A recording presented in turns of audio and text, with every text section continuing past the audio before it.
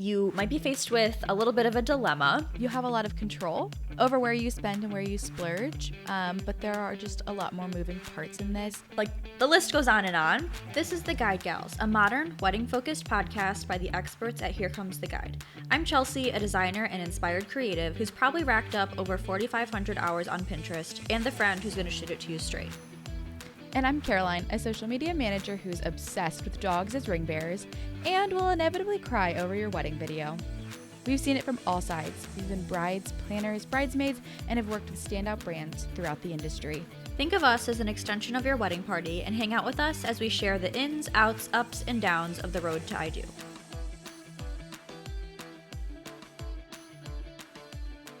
Hey everybody, welcome back to the podcast. Today we have some more fun, exciting things to talk about. I feel like I say that every week, but it's so true. And today's topic is things that you might forget to budget for when you're wedding planning. We know that we talk about budgeting a lot, but that's only because it's so important. And in our previous budgeting episodes, we have touched on some of these hidden costs or things that you might forget to budget for, but we're going to go a lot more in depth in this episode.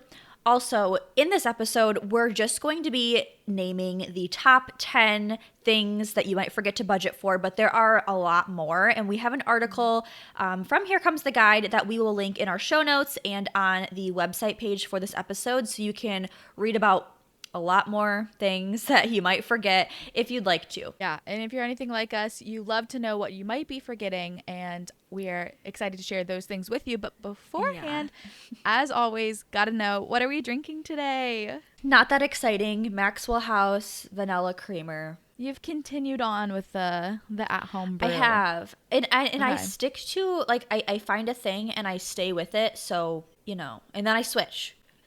But it's vanilla this time. I've been kind of there's vanilla or hazelnut creamer.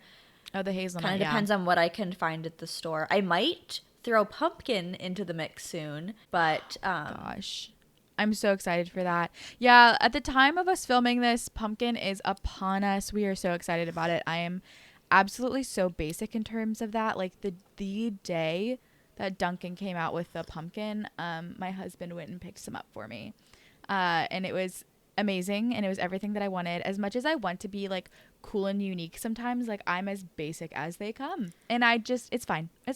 Stuff is popular for a reason, and that's because it's good. So there's nothing wrong with liking things that other people like. Yeah, I've already had apple crisp. I've been so into the pumpkin flavor, but today is a brew for me. Every once in a while, I'm a cold brew or French press girly. And in my espresso maker. I feel like I usually don't use my espresso maker as much in the summer.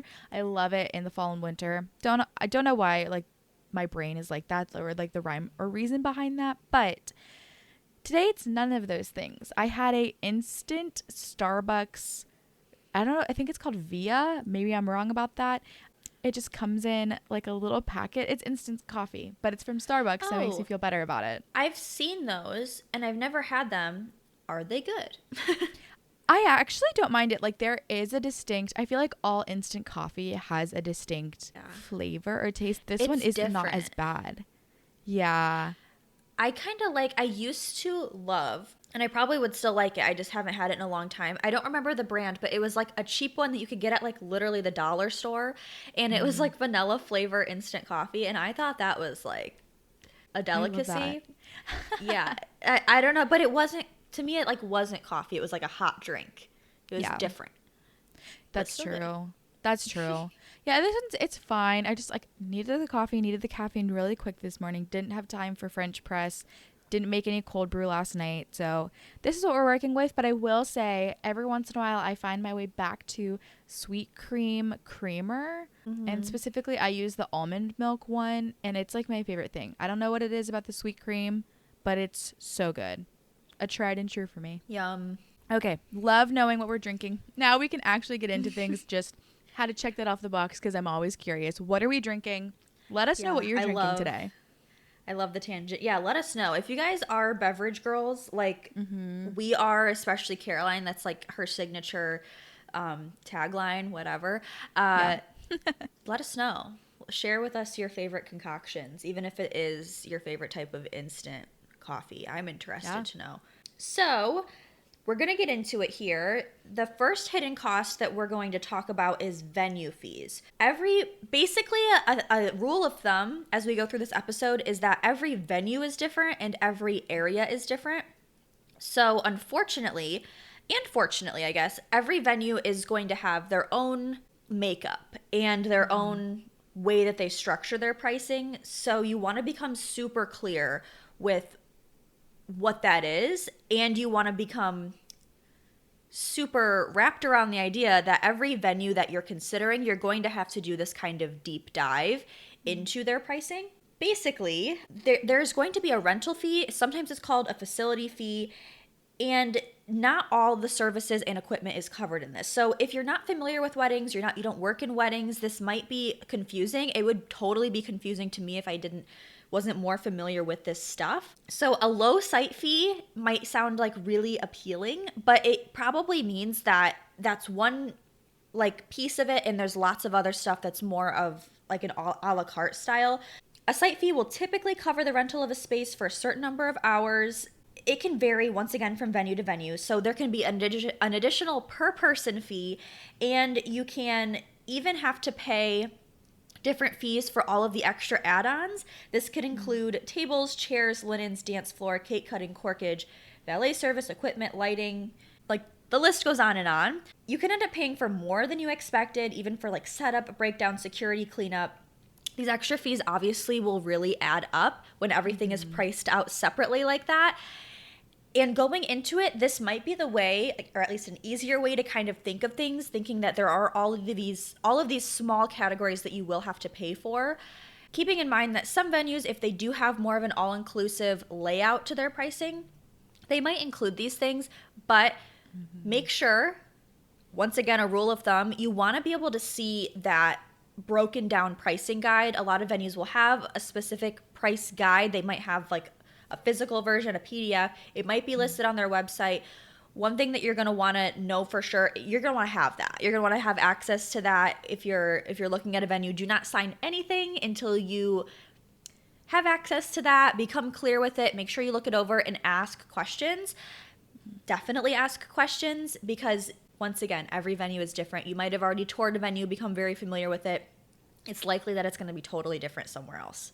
Yeah, Yes. yeah. I feel like really venues are where a lot of this comes in, because like you said, every venue is different, every area is different. So really good to get clear on those things ahead of time.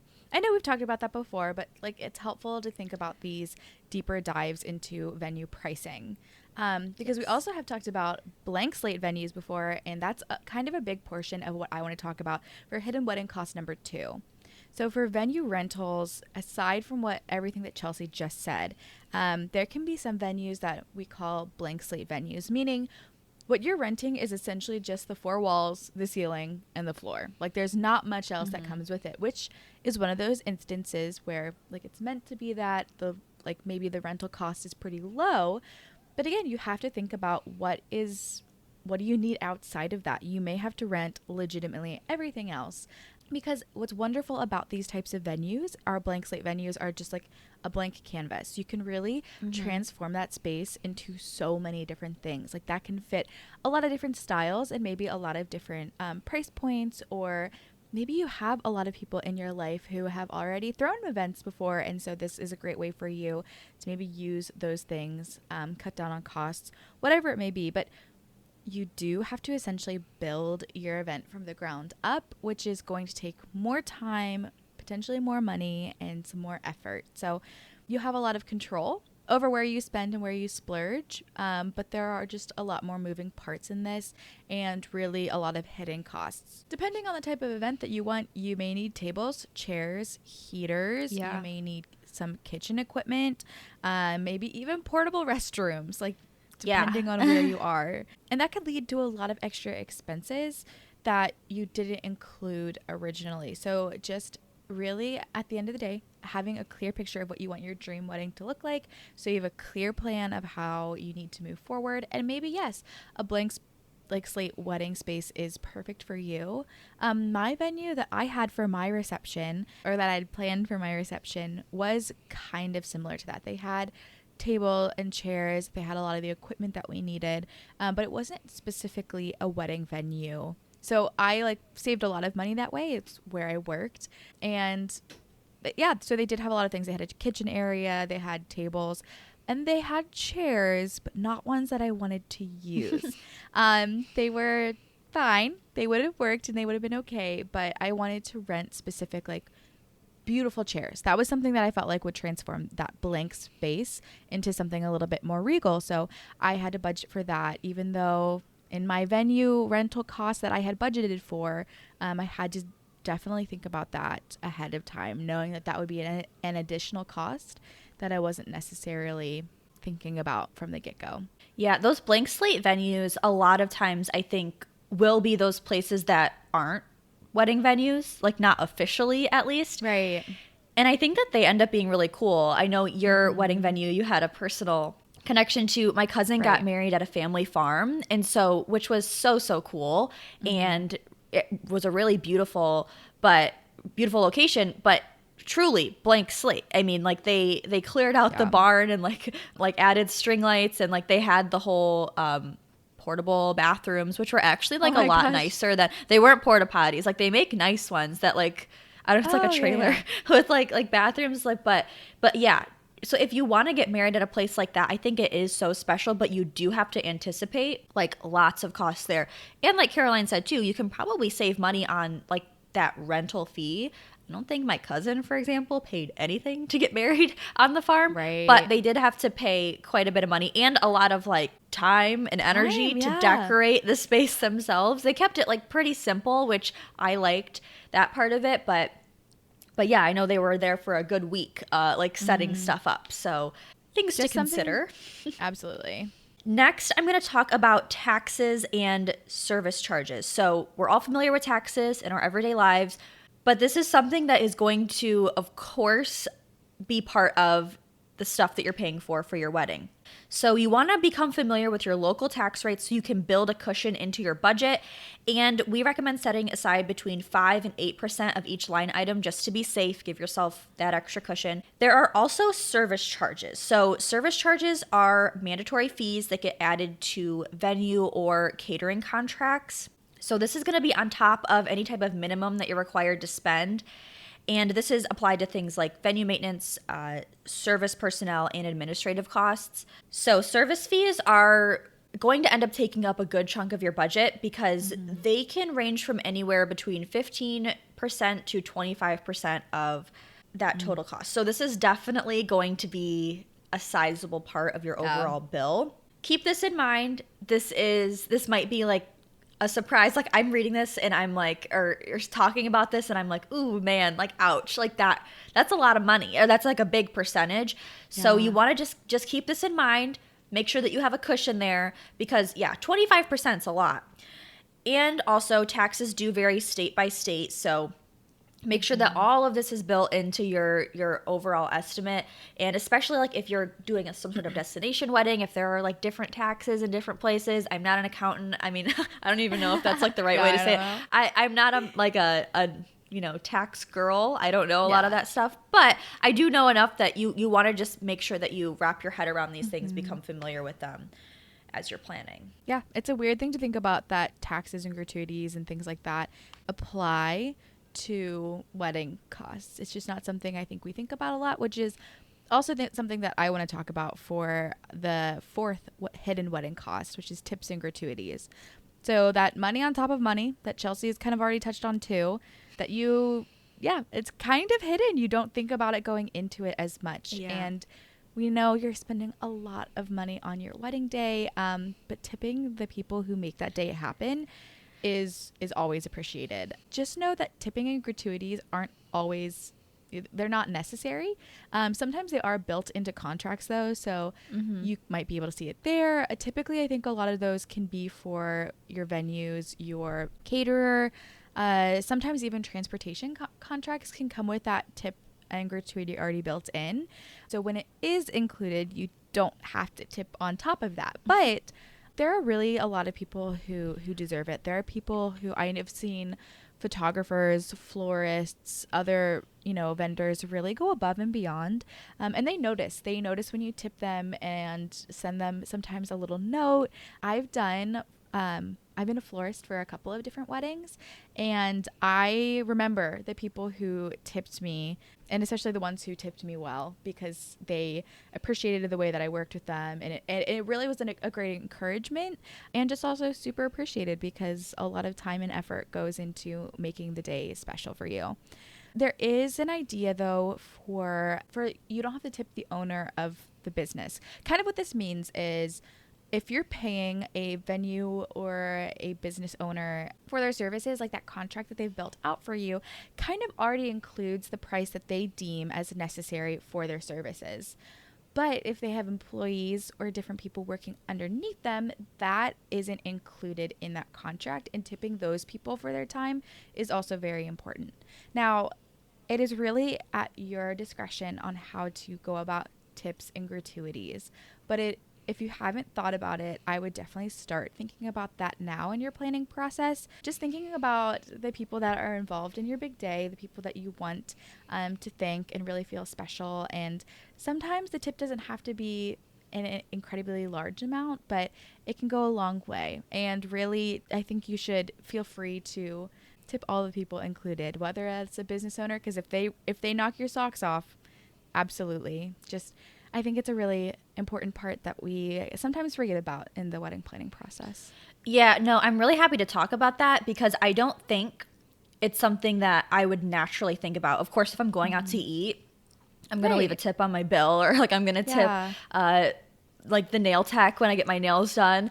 Absolutely. I'm going to do that stuff, but it might not just come to mind, or like even people might not even realize that it's a thing to have to tip your vendors.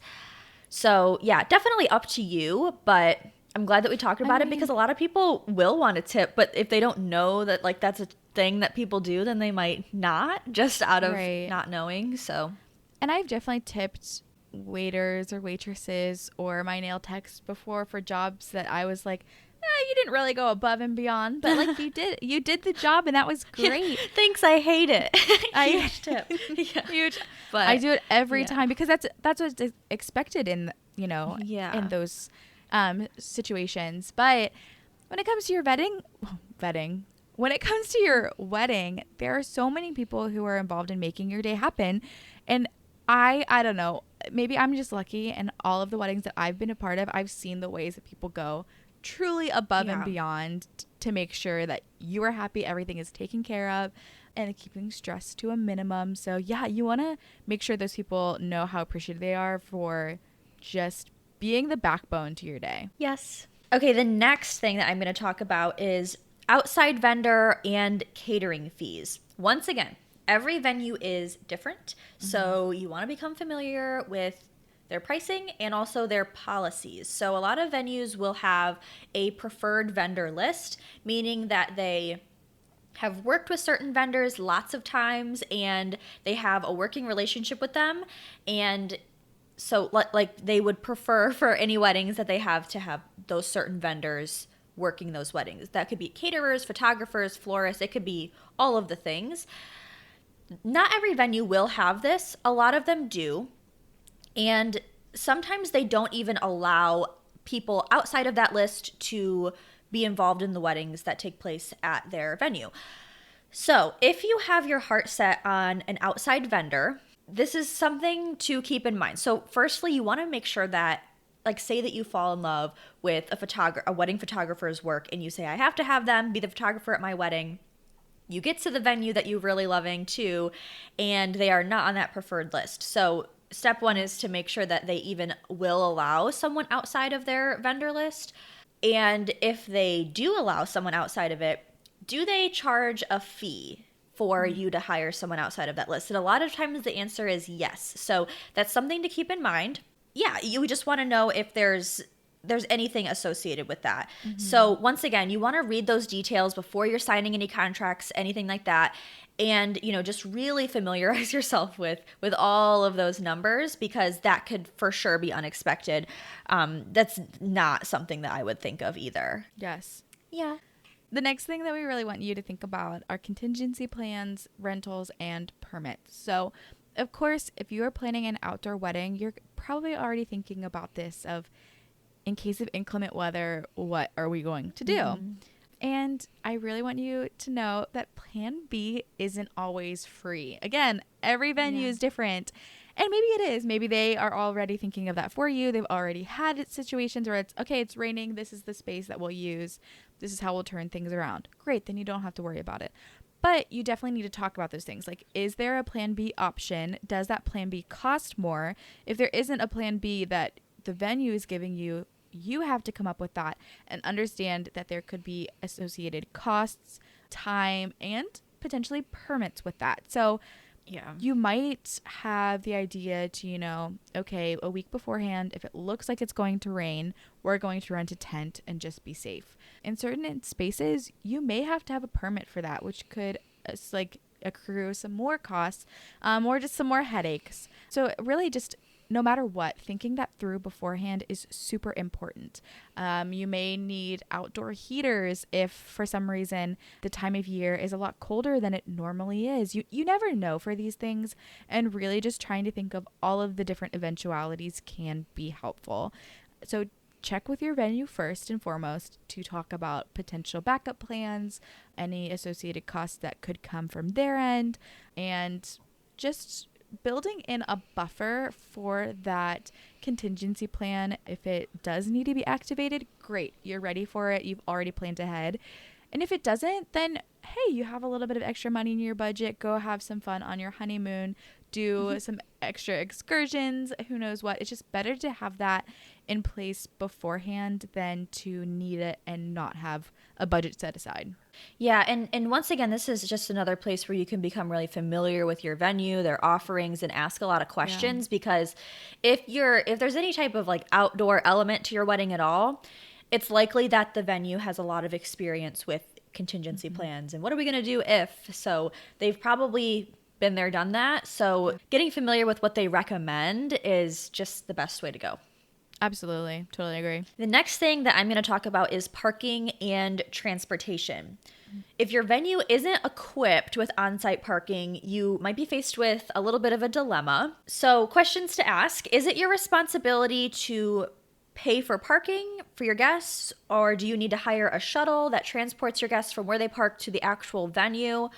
So the good news is, in typical wedding etiquette, guests are usually responsible for paying for their own parking.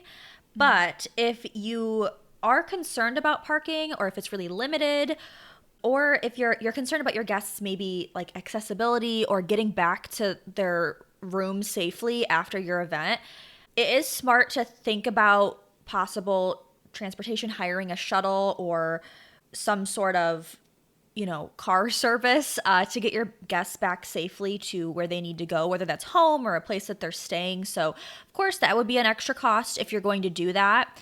It's not necessary, especially if you're in an area that is populated and they have things like Uber. Guests will be familiar with that stuff. They can get themselves to and from, but it's something to think about. Or even if you're getting married in like a really rural area, which, I mean, there's a lot of spots, like places where Ubers aren't a thing. So definitely want to think about that. And once again, not something that you have to add as an expense to your wedding, but you may realize that you want to, and something to budget for. There's so many things to think about and to budget for, but you'd rather have it be super over prepared and thought out. Yes. So another thing that you're going to want to think about is the vendor meals. As amazing as your vendors are, they are superheroes in a lot of ways. They do need to be fed on your day because there's a lot of stuff going on. It's a full day. They're gonna get hungry. I mean, just like you are feeling hangry by the time cocktail hour has started. They are also really walking along this entire timeline with you. And they were also going to be wanting to sustain themselves, nourish themselves throughout the day. So you definitely should talk to your caterer about what they offer for vendor meals. Sometimes those meals can cost less, but if you really do want to show them that your love and appreciation, give them the full meal that you are giving everybody else. But you do need to submit that guest count, that head count to your caterer around the same time. And you can specify like how many vendor meals specifically are on there. Talk to your vendor about this, talk to your caterer just to see what that looks like. But you do need to feed your photographer, any musicians, DJs, videographers, anybody who is there with you throughout the day. Another thing to think about with this is to check in with them about dietary requirements. Not necessarily that would be an additional cost, but just something to think about as you're going through this.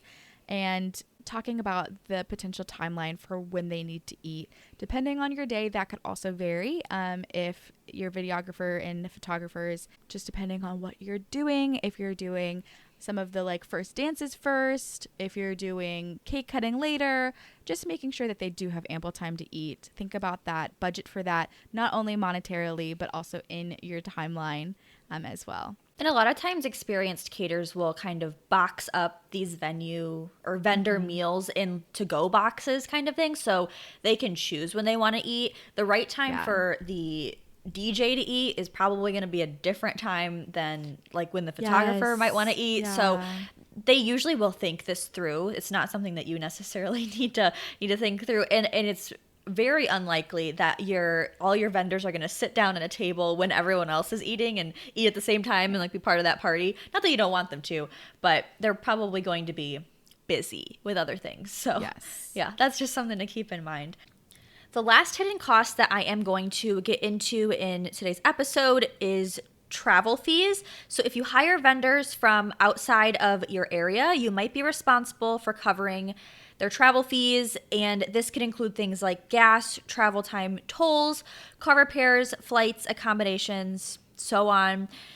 So just like venues, vendors are going to all be different in this way, and they'll probably bill you for travel expenses in different ways. So some might charge a flat fee for this, some might bill you for certain mileage.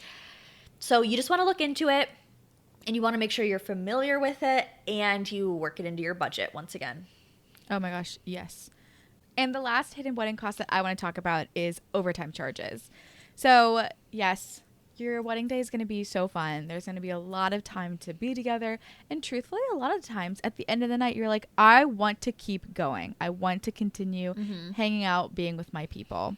And you have to know that there are overtime charges if that applies. If you are really going to... Unfortunately. And so one of the best ways to prepare for this is to ask about overtime charges, kind of get an idea of what that looks like, and just to be aware of them, because that could help you decide, like, do I really want to incur this cost or not? And it could also help you decide if you want to just plan an after party from the get-go. If you want to continue the party elsewhere at a lower cost or at a more laid-back place, that is a great option.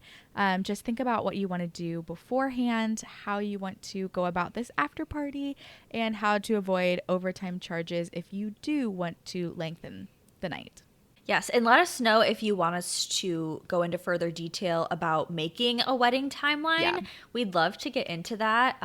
We're both planners. Yeah. Naturally. Yes. So it sounds really fun to us. We'd love to talk more about that. For sure. All right, everyone, we hope this has been super helpful for you. Budgeting is such a difficult part of the process. It's a lot to think about, especially thinking about hidden costs. I don't know if you're like me. I hate the unexpected, so episodes like this I think are super helpful. And like we said before, there is an entire list that can be found on Here Comes the Guide that we will link in our episode notes and on our website, so you can go check out the rest of those if you want to prepare for those hidden costs. Yes, definitely a lot more to read there. Thank you guys for hanging out with us. We know we talk about budgeting a lot. It's just because it's really, really important. So if you guys are budgeting your wedding, if you are filling out your budgeting worksheets, please share them with us. We'd love to see what you're working on. We'd love to answer any questions that you guys have. So you can reach out to us and share things with us on Instagram. We're there as at the Guide Gals Podcast. You can find us on our website, which is theguidegalspodcast.com, and there you can find our full episode library, lots of resources, lots of things to explore there. We are on YouTube, where you can watch us on the Here Comes the Guide YouTube channel.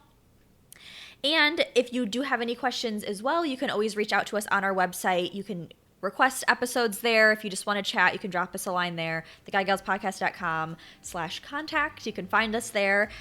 And yeah. Yes. This was really fun. This was so fun. Definitely check us out on all those places that Chelsea just mentioned. This podcast is for you. Truthfully, at the end of the day, like everything that we do is to help you in this process. So until the next episode, all right, see you guys next time. Cheers. Cheers.